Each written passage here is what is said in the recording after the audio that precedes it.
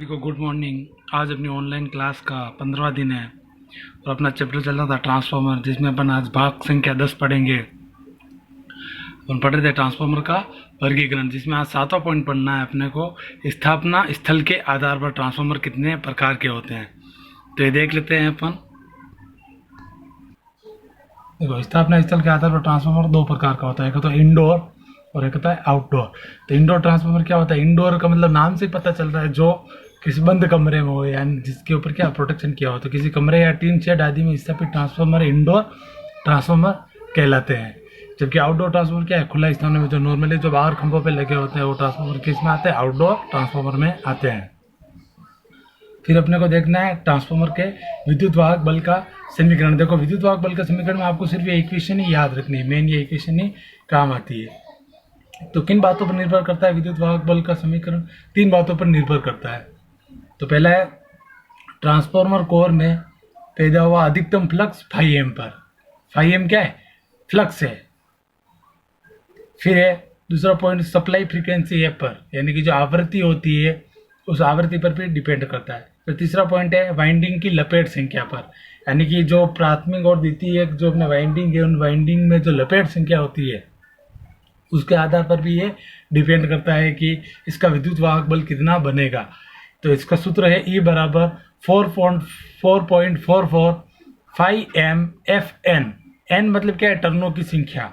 n मतलब क्या है? टर्नों की संख्या। f मतलब सप्लाई फ्रीक्वेंसी और φm क्या हो गया? अधिकतम फ्लक्स हो गया। और φm का एक सूत्र और होता है bm इंटू ए।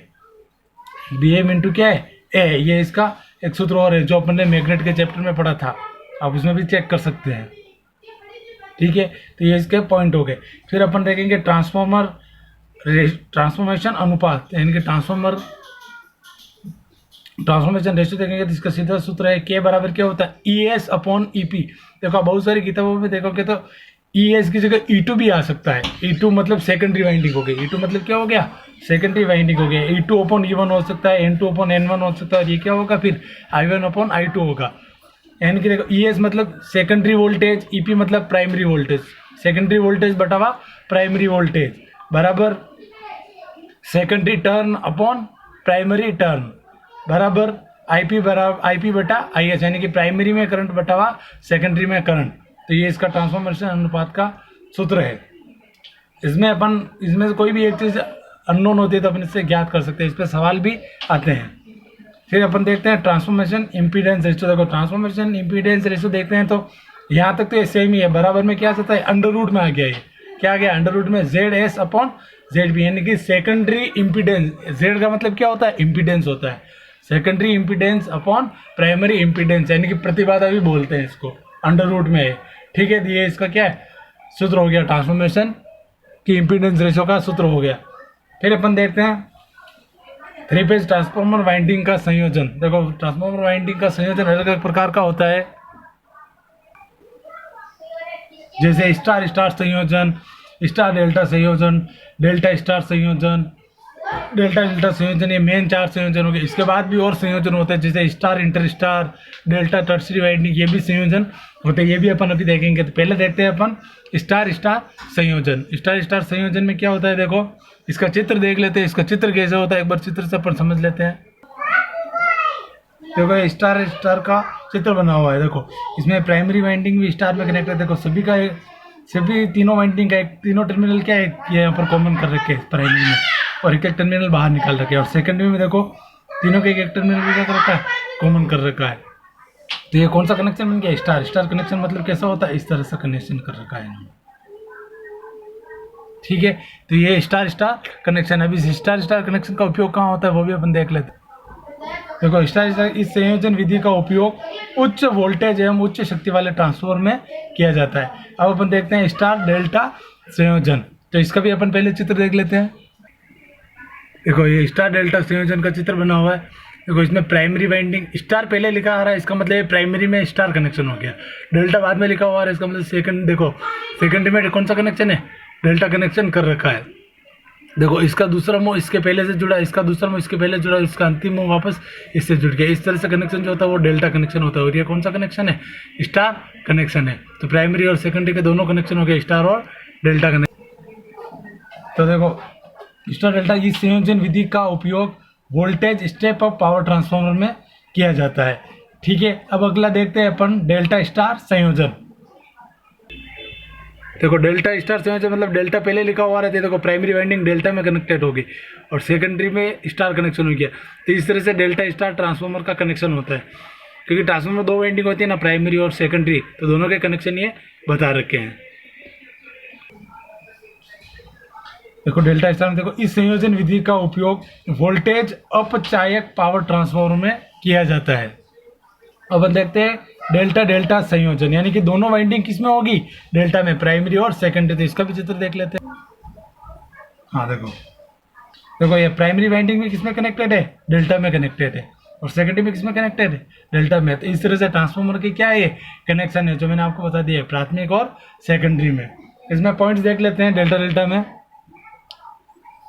इसका उपयोग निम्न वोल्टेज एवं उच्च शक्ति वाले ट्रांसफार्मर में किया जाता है। अब देखते हैं अपन स्टार इंटर स्टार तथा डेल्टा इंटर स्टार संयोजन। तो इसका चित्र देख लेते हैं। ठीक है, देखो इसमें चित्र में तो ये देखो इसका वीवी कनेक्शन का चित्र बता रखा है। पहले इसके पॉइंट्स देख लेते हैं अपन। देखो इसे जिगजैग ट्रांसफार्मर भी कहते हैं। फिर इसमें कोई लोड जुड़ा हुआ नहीं रहता है। फिर तीसरा पॉइंट क्या है, थर्ड हार्मोनिक फिल्टर करता है। देखो थर्ड हार्मोनिक ये बहुत कैलकुलेशन से निकलता है, ये निकलता है 4 ईयर से निकलता है। इसमें हम लोग को डिटेल में ध्यान रखना है कि थर्ड हार्मोनिक को क्या करता है, फिल्टर करने का काम करता है स्टार इंटर स्टार ट्रांसफार्मर।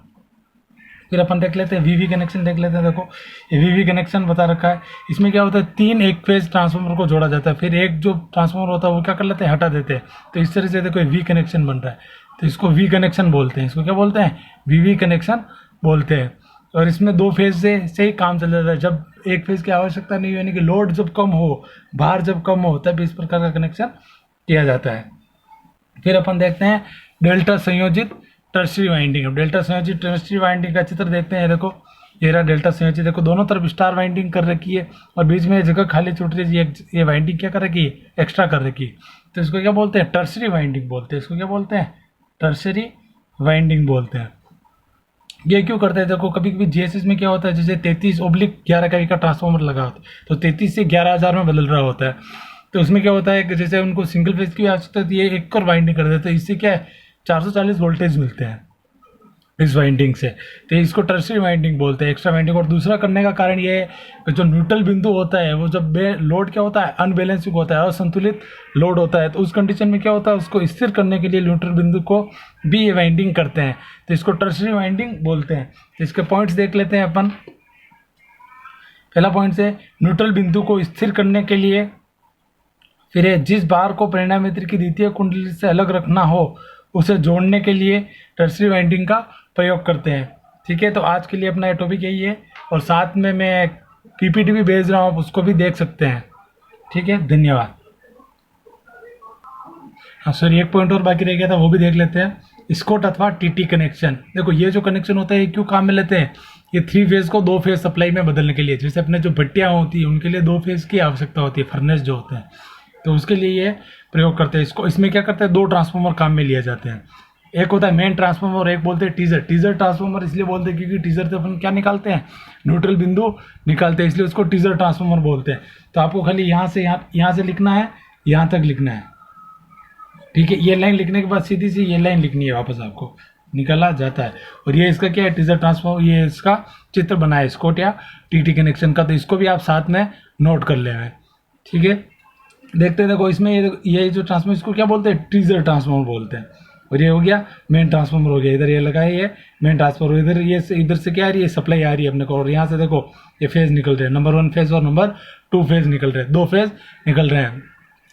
तो इस तरीके से अपन ये इसका काम लेते हैं, स्कॉट कनेक्शन का। किसके लिए काम में लेते हैं, भट्टियों के लिए काम में लेते हैं, क्योंकि उसमें कितना 2 फेज की आवश्यकता होती है।